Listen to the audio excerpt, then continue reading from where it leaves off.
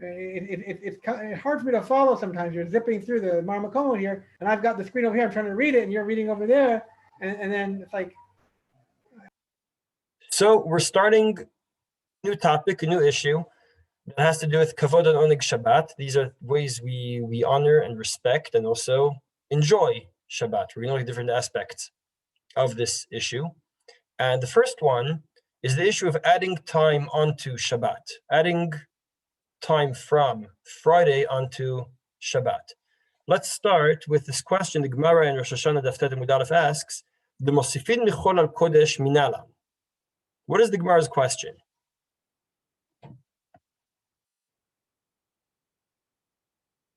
How do you understand the question?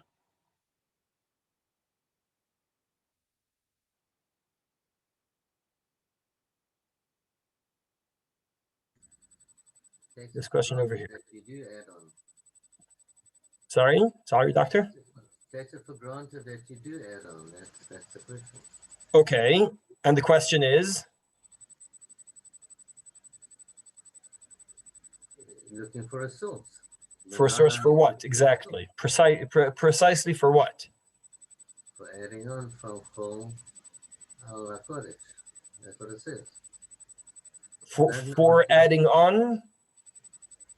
To making the Kodesh longer. Meaning extending the Kodesh of Shabbos to the previous day or the day after, right? So the question is, what is the source? How do we know? You have to make some of the whole day Kodesh. Okay, you have to. That's what it's saying, huh? Oh, so I'm just why am I pressing you on this? What are you saying, Rabbi Yoel? Let's are you disagreeing with us or with? Oh, sorry. I want to say that the question is whether you have to or whether you may. Correct. That's right. In other words, it sounded to me when I first saw the Gemara, I said, and I said, how do we know, presumably, Shabbos happens on Saturday, or beginning, let's say, sunset on Friday and ending at nightfall on Saturday, right? I'm using the Goyish words just because Shabbos doesn't exactly, right? Just to express. Just use 6 p.m. Use 6 to 6 as a measure, and then we can move off of that for discussion. Sure. Okay. So 6 to 6, or maybe 6:18, right? Now, so you could. When I first read the Gemara, I thought the question was, how do we know that it works? How can I decide Shabbos starts at 6 o'clock, right? How do I know that I can decide at 5:30 that it's already Shabbos? But it's not. Technically, it's not Shabbos. How do I know that's possible? Or Shabbos ends, right? Nightfall comes the next day, the following day. Before I do Havdalah, before I decide, before I announce that Shabbos is over, Shabbos just ended. The time is up, presumably, right? So how do I know that's possible? That's how I understood the question. I think you see from the Gemara that's not the way the Gemara understood this question, and we're gonna notice as we go along and pay attention at every turn. What are we talking about? Which one are we talking about? Must we or may we? Which is the discussion. So let's start from Rabbi Akiva, the Tanya.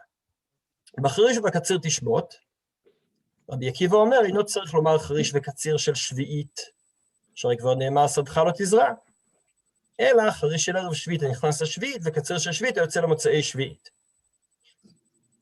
Now, so Rabbi Akiva is talking about, it brings the proof from Shemitah. But what is he proving exactly? He's proving that, it says twice, the Torah mentions twice, plowing, right? So what plowing is prohibited? One plowing is prohibited is on during the Shemitah. The other is the plowing that prepares for the Shemitah, right? Very similar to Shvitat Kelim, right? Very similar to the idea that I'm not allowed to do something on Friday if it will continue happening on Shabbos. The obvious difference is that the subject on Shemitah is the land, as opposed to the subject on Shabbos is the people, right? So that granted, I'm not saying that it's not a fair comparison. I'm just saying, if you'd want to compare this, it would be work I do on Friday that goes into Shabbat, right? Work I do during the 6th year that goes into Shemitah. So why am I emphasizing this? What's the reason you have to stop plowing at some point before Shemitah?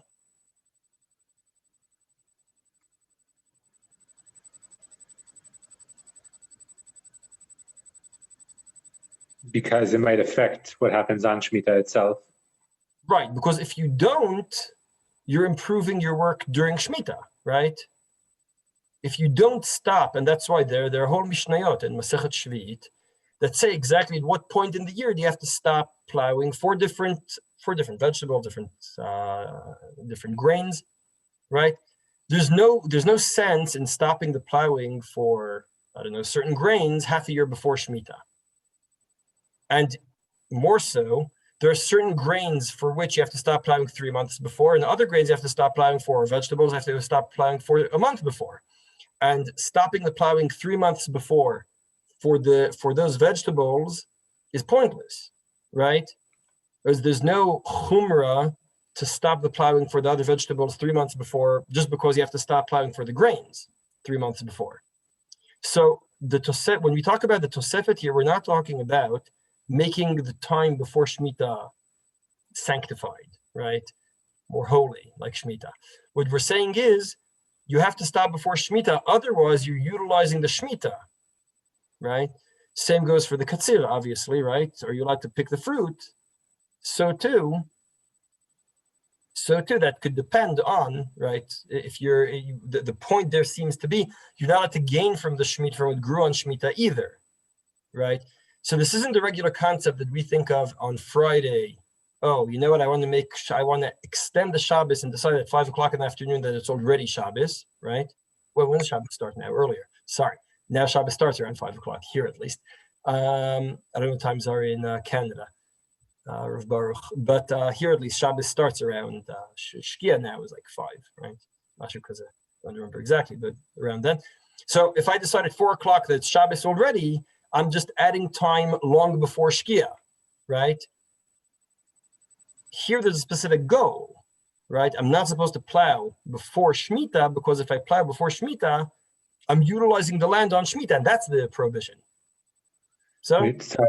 Can I ask, how does Rabbi Akiva tie this back to Shabbat? In your three dots here. Step by step. The 3 dots are immaterial to your question. I'll answer that. It'll come up later on. It's a good point, right?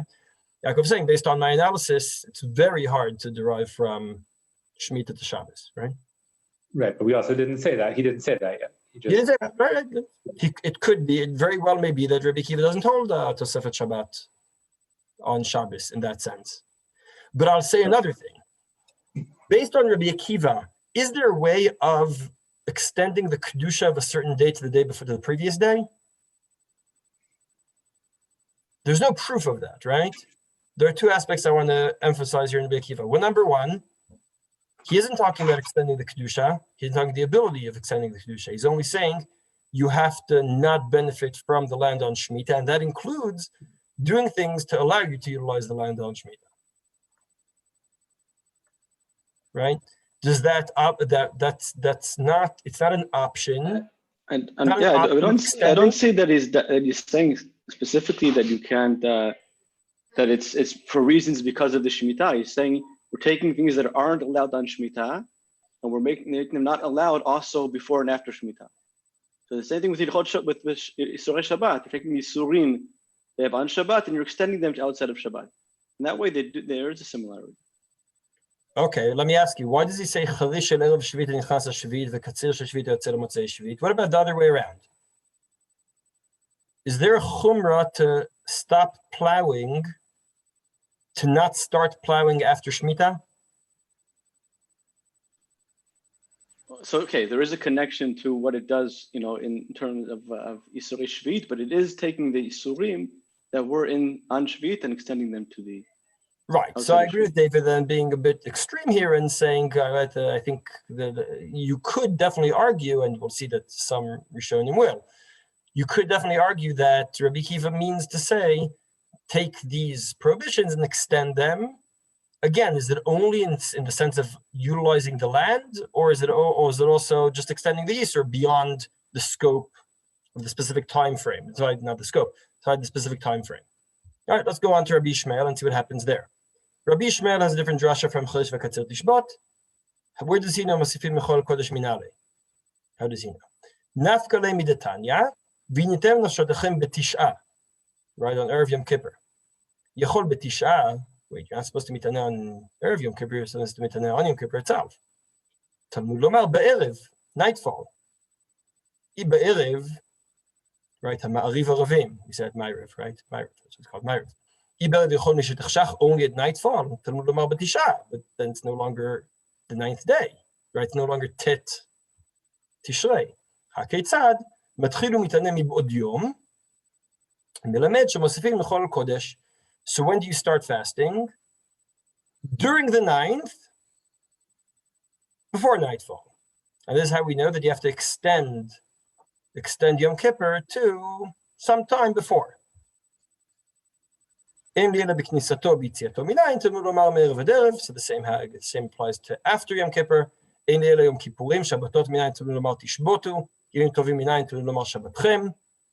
Tishbetu, sorry, Tishbetu Shabbatchem. Sorry, the pasuk is Me'er v'der Tishbetu Shabbatchem. So we learn why is Me'er v'der Tishbetu Shabbatchem, why is it mentioned Shabbos and Shvita so many times? To tell us that it's also Shabbos, it's also Yantiv. HaKeitzad kol makom she'esh b'shvut mosifim michol al kodesh. That's the way Rabbi Ishmael learns everything. He derives that from this pasuk. Now, just to answer Yaakov's question, Tosefet say that Rabbi Akiva concurs. Rabbi Akiva v'yalif kulu mishvit Shabbat v'yom tov v'yom kippurim. The kulu mod Tosefet yom kippurim deoraita. So it seems that, at least according to Tosefet, Rabbi Akiva agrees with this analysis. Rabbi Akiva agrees with David's analysis. Because I'll explain what I mean.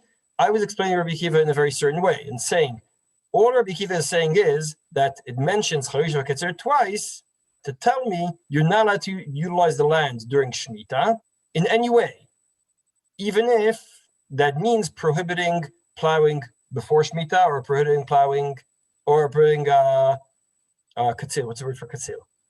It's in my mind. Reaping. Thank you. Yes, reaping the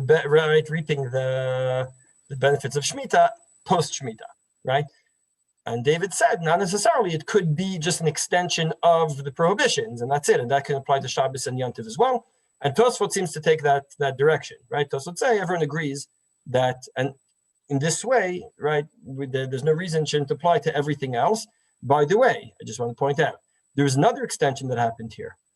Yom Kippur, does it say in the limud that you're not allowed, that you have to start keeping Yisrei Melacha on Yom Kippur before Yom Kippur?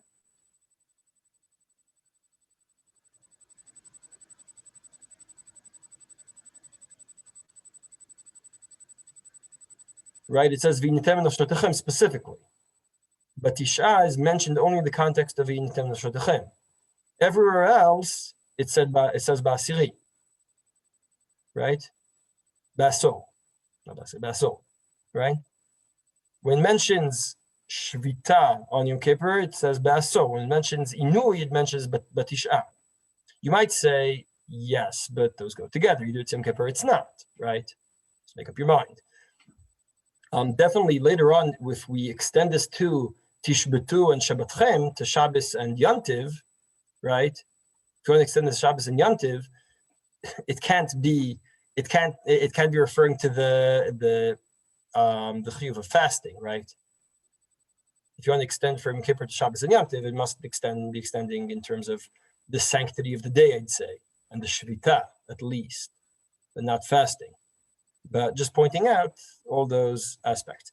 So Tosefet takes this direction and says everyone agrees that everyone agrees that Shabbos, Yantiv, everything you have to extend the Yisrei Melacha before and after. The Rush follows suit. Tosefet Shabbat v'Yom Kippurim v'Yom Tovim Kai Malan Shiur Torah. They all hold it's D'oraisa. The Meiri disagrees. The Meiri says Tosefet Ze Yireh Sheino Ela Midivrei Sofrim. The Kai Asmachta Be'alma. Yesh Cholki Ima She'amru. B'tzad Aflamed, we're going to get to this Gemara later on. Tosefet Yom Kippurim D'oraita.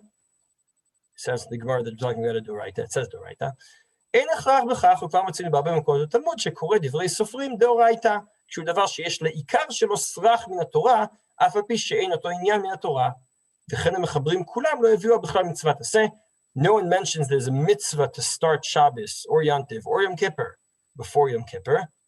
This is a very interesting point. I'm going to start from there are two interesting points in the Meiri as far as I'm concerned. Number one, he says all of this are smachtot. By the way, I think that follows my analysis of Rabbi Akiva. Right? If you follow David's analysis, you say you're taking the Isra and you extend the prohibitions to before and after Yom Kippur. Fine, fair. But if and then that means Shabbos, Yantiv, Yom Kippur, everything. You can extend those prohibitions, and you should extend those prohibitions to before and after. Fine. But the Meiri, I think, learns Rabbi Akiva as follows. He says Rabbi Akiva says you're not allowed to benefit from the land, not from plowing, not by plowing before, reaping after. But that's all benefiting and utilizing the land on Shemitah. It's a special prohibition that applies to Shemitah. It has nothing to do with Shabbos, especially since we don't hold Shvitat Kelim, right? I am allowed to have my washing machine run before Shabbos going into Shabbos, right? Again, I'm putting aside the questions of noise, etc. But mikaradin, I'm allowed to cook on Shabbos, as we learned, right? Cause cooking on Shabbos, obviously. So Rabbi Akiva is talking about Shemitah, where you're utilizing the land on Shemitah, but everything else is only Drabanan. It's all Kriyas Machta Ba'alma.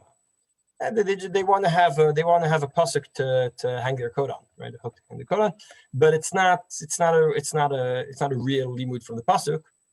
Do you think the Meiri thinks otherwise? B'shitat Rabbi Yishmael?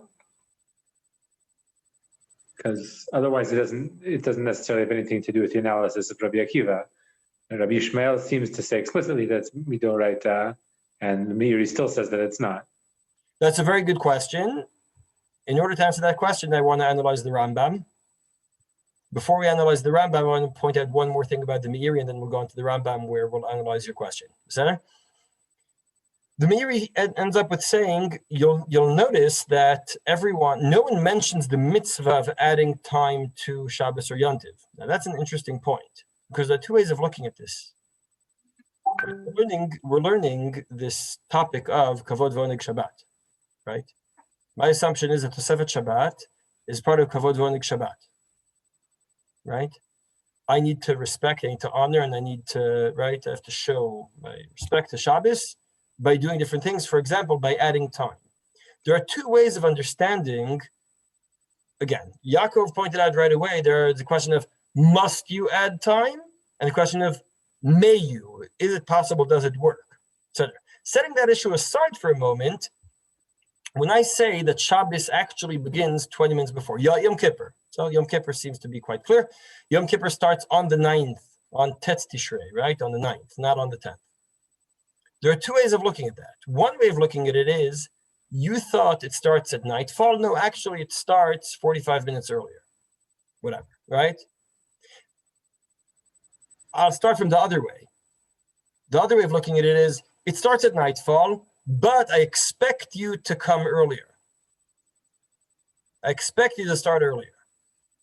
You see the difference in those two? In other words, is the mitzvah to honor Shabbos and Yom Kippur by beginning earlier than the time, right? If I schedule a meeting with someone, he respects me, and he feels, if you're going to meet the president of the United States, we don't know who that is right now, but if you were to go to meet him, I imagine that you'd make sure to be there early, not on time. You'd come early, right? Because you want to honor the setting, that this opportunity, right? Part of honoring people, part of honoring things is coming early. How early, that doesn't matter. The point is come early. That's one way of looking at it. The other way of looking at it is Shabbos doesn't start at nightfall. Shabbos starts half an hour before nightfall. Why am I emphasizing this in the context of the Meiri? Because the Meiri ends up with saying, no one mentioned this mitzvah of adding time. When you say there's a mitzvah of adding time, what you're saying is that that I expect if Shabbos really starts at nightfall, I expect you to add more because you really know to honor Shabbos, and in honor of Shabbos, you should come early. If the whole Tosefet Shabbat and Tosefet Yom Kippur, let's talk about Yom Kippur, that's the easy one, right? This one that seems quite explicit. If the pasuk is just saying Yom Kippur actually starts at 4 o'clock, not at 5, not at 4:45, it starts at 4. So that's just a time frame. There's no mitzvah. There's no mitzvah to start adhering to Yom Kippur. Let's ask, if a person eats after the time of Tosefet Yom Kippur, what Isur did he do? Let's assume it's Doraisa. Let's say a person eats till the last minute. What Isur did he do? One of two options. Either he transgressed Kavod Yom Kippur, or he ate on Yom Kippur. Because Yom Kippur, in fact, does not start at nightfall, it starts half an hour before. Right? But then you need another Tosefet for that, because if it actually starts then you're going back and having another Tosefet, you need, it's supposed to be a Tosefet. So when I say no, but I think if it was if there was a mitzvah, if it was Doraita, there'd be a Shiur. What's the Shiur? How much time for you to be mamash chayev? And the fact that there isn't a Shiur makes it look like a mirror. You're assuming there isn't a Shiur. We just haven't reached that part of our Shiur. That'll come up. All right, that'll come up over here. You're right. But I just want to make that point clear. When the Meiri says no one mentions there's such a mitzvah, he's saying something very interesting, right? He's assuming it is a mitzvah.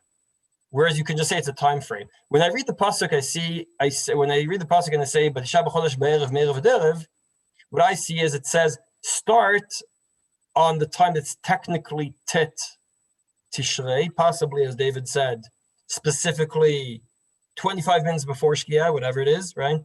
Specific time. And then it's just a matter of time frame. It just means that Yom Kippur starts earlier. Now, another difference between these two is, does it work? Because if I bring the source that says Yom Kippur starts, in fact, 25 minutes before nightfall, not at nightfall, 25 minutes before. Okay, can I choose to start Yom Kippur an hour before? Presumably, there would be no relationship between these two questions, right? Again, if I say there's a mitzvah to add time, how much? Lo yoda, as David said, there's a mitzvah to add time. How much? Lo yoda. A mitzvah, add time. I don't know how much, right?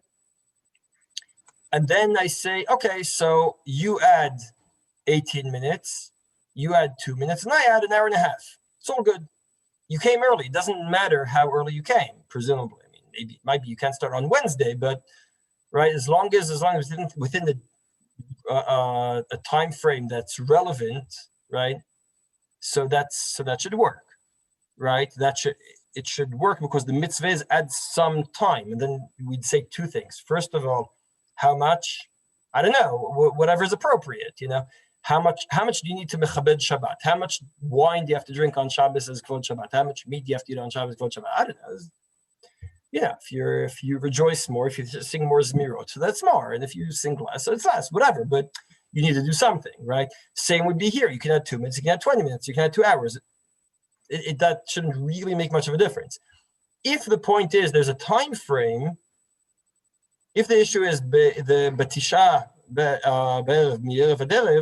and we're just saying, what I mean is it starts 25 minutes before Yom Kippur and ends 20 minutes after Yom Kippur. So that's just a time frame thing, right? That would also be more similar to the way I analyze Rabbi Akiva, by the way, right? As I said before, according to Rabbi Akiva, there's no reason to stop plowing your field 6 months before. And in fact, for certain crops, it would be relevant to stop 6 weeks before. Other crops would not be relevant until 4 weeks before. And there's no point in stopping to plow 6 weeks before for the other crops, right? What would define, by the way, what would define starting it earlier? Is it the sulim or the candle lighting or both? Is it like that's a good question. That's the next one after, right? How do you add that time? Assuming you can, which we know you can. But we'll get to that later on. I just wanted to point that out because it's a very interesting concept here. The Meiri says, I know it's not Doraisa because no one says there's such a mitzvah. Now, they might say it's not a mitzvah, it's just a time frame. Right, just pointing that out.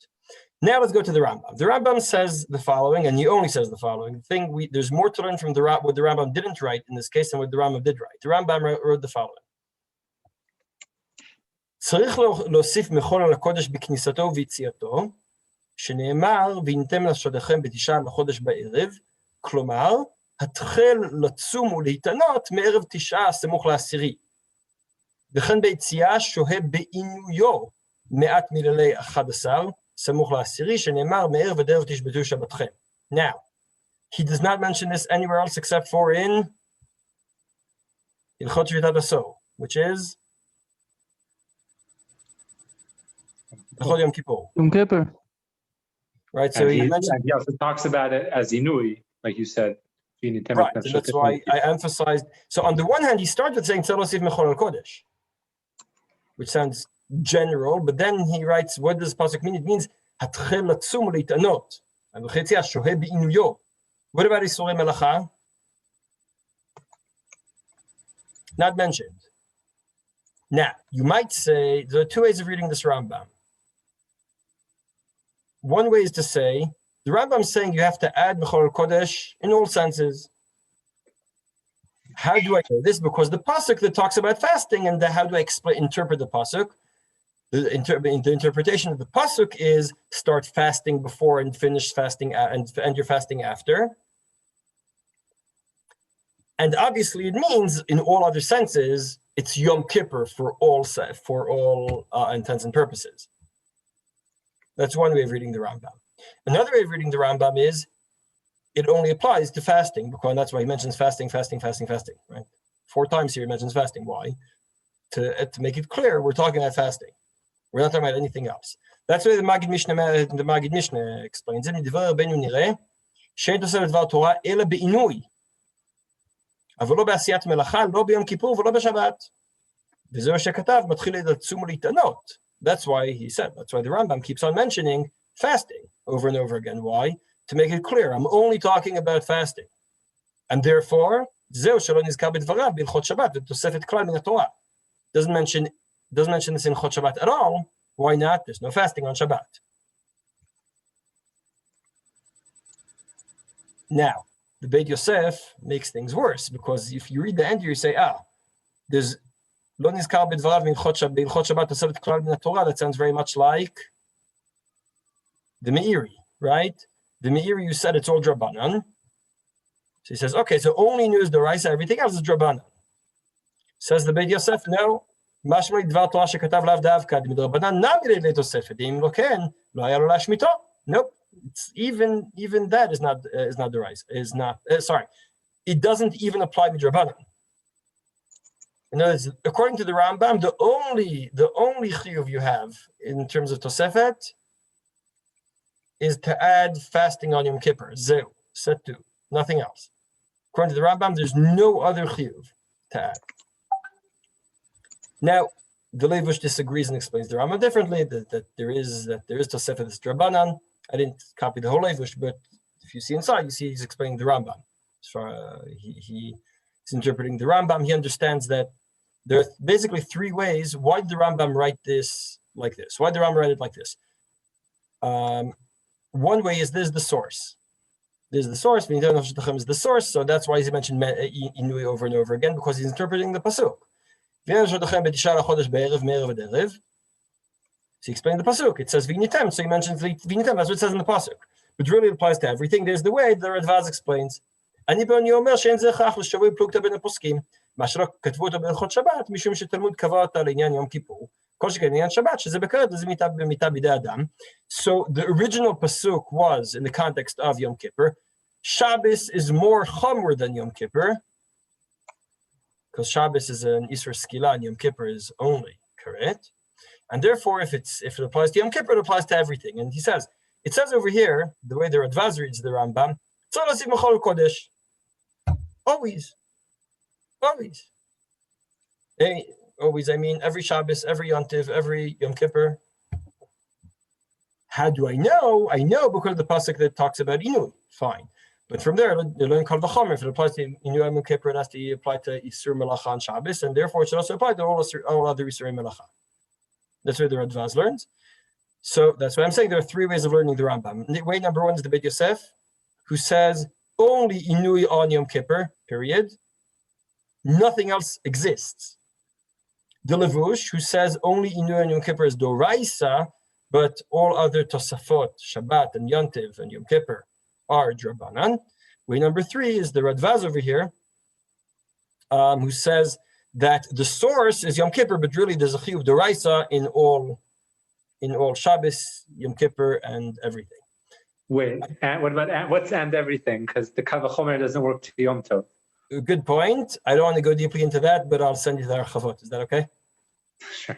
He says over here, no, you think I'm sending you off the Archavot, but you see in the parentheses over here. So either you cheated and looked at the question, or I cheated and had the question quickly. Now stop. I'm joking. I know you logging up. So right. When it comes to other things, right. So there's discussion there in the Archavot. It's a fair point. So I just want to point out. Let's sum up the shitot, and then I want to point out, and then I want to try to explain what's the Maggid actually saying here. So what we've seen so far is we have the Tosefot and the Rush, and I'll tell you also most posts can understand the Rif as well, say all of these Tosefot are D'oraita. The Meiri says they're all Drabanan. The Rambam, three opinions. Opinion number one is that it's all Doraisa. Start from the end. Radvaz says all of him, everything's Doraisa. That's the Radvaz. Opinion number two is the Levush, who says Inu is Doraisa, everything else is Drabanan. And the Beit Yosef, and presumably it seems also the Maggid Mishnah, Inu is Doraisa, everything else does not exist as a Chiyuv. Lehalacha. Let's have a quick look at Shulchan Aruch and Yeli Rabbah. Shulchan Aruch says Yeshom Shtzol Asim B'Chol Kodesh, doesn't really explain much. Yeli Rabbah, we'll start from the Be'ur Halacha, that who says everything is at least Drabanan, right? He seems to go to also interpret the Rambam like the Levush, right? Earlier Rabbah says that he thinks it's Doraisa, like the Rif and the Rush, and the Rambam don't necessarily disagree. Now I want to just say something about the Maggid Mishnah. Why would this be? Why would Inui be the only thing that's Doraisa? What's the sense in that?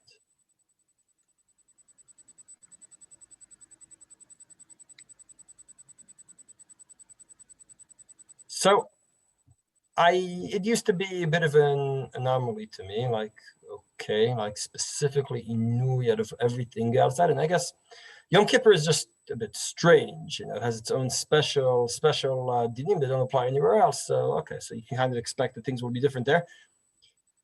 My father told me a Zohar that I think that helped me understand, and you're going to say, oh, we're going to Kabbalah, don't worry. This is a very, very Lamdish Zohar. The Zohar says the following. It says in the pasuk about Yom Kippur, be'etzim. What's the pasuk? Sorry, slipped my. I had it. Right. Exactly. Exactly. Thank you. You've read that enough times, right? From the Torah. I've heard you reading that from the Torah enough times. Right. So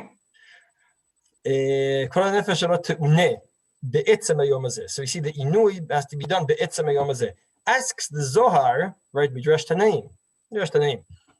Why do we need be'etzem hayom hazeh? What other day? Why would I think another day?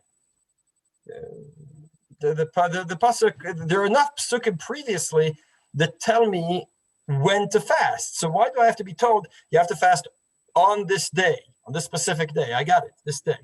I get it. Why do you have to write be'etzem? The Zohar says the following. You'd think, and this is Inkvar, we're mentioning people who have jobs on Yom Kippur. Anyone here who's been a chazan on Kol Nidrei knows that, lo name lomar, but Kol Nidrei is the davening that you go to the bathroom the most. right? As a chazan, you have to find those times where you have to, right? Why? Because you ate all day, you drank all day, you come the most, right? You come into that. There's no other davening in the year that you made sure to eat and drink quite as much right before. So we're standing there and we're saying to Hashem that we're fasting, and you have a very full stomach, right?